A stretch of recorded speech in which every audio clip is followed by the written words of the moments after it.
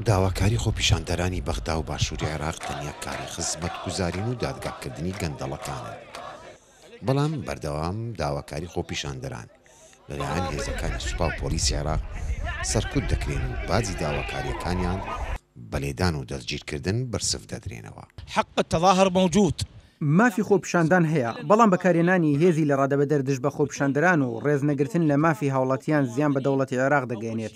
لەبەرەوەی عێراق وڵاتێکی دیموکراسیە و ئەمە تونوتیژیە بەرامبەر خۆپیشاندەران و کەسانی بێتاوان کە مافی ڕەوای خۆیان هەیە.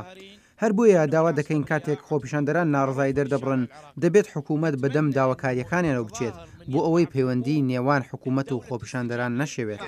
کۆمسیۆنی باڵای مافی مرۆڤ لە عێراق نیگەرانی خۆی سەبارەت بە سەرکوتکردنی خۆپیشاندانەکان دەردەبڕن و ئاماری کوژرا و بریندارەکان ڕادەگەینن.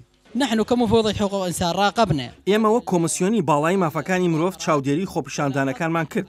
بینیمان کە هێزە ئەمنیەکان هێزیان بەرامبەر خۆپیشاندەران بەکارهێنا.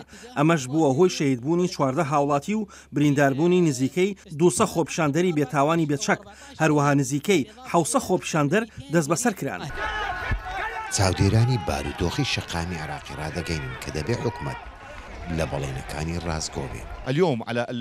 لە ڕاستیدا حکوومەتی عێراق لە جیاتی بەکارهێنانی هێزی لە ڕادەبەدەر دژ بە خۆپیشاندەران ئەگەر ئاژاوگێر بن یاخۆن کەسانی ئاسایی دەبێت حکوومەت چارەسەری قەیرانەکان بکات، بەڵێنی ڕاست بدات و داواکاریەکانیان جێبەجێ بکات.